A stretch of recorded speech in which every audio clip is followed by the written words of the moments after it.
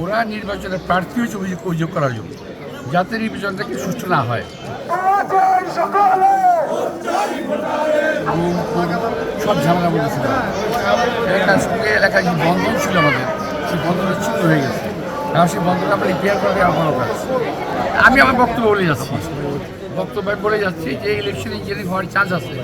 যদি না থাকে তাহলে এই সমস্ত কিছু লোক যাদের জনসম্পৃক্ততা নাই, তারা ভোটের জন্য আশা করে কীভাবে?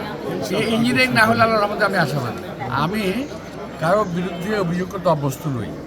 ওরা নির্বাচনের প্রার্থী হয়েছে অভিযোগ করার জন্য, যাতে নির্বাচনটাকে সুষ্ঠু না হয়। এটা হলো তাদের কর্মসূচির একটা অংশ। এই এলাকার মানুষের যেটা প্রয়োজন আমি সেটাই দেওয়ার চেষ্টা করব।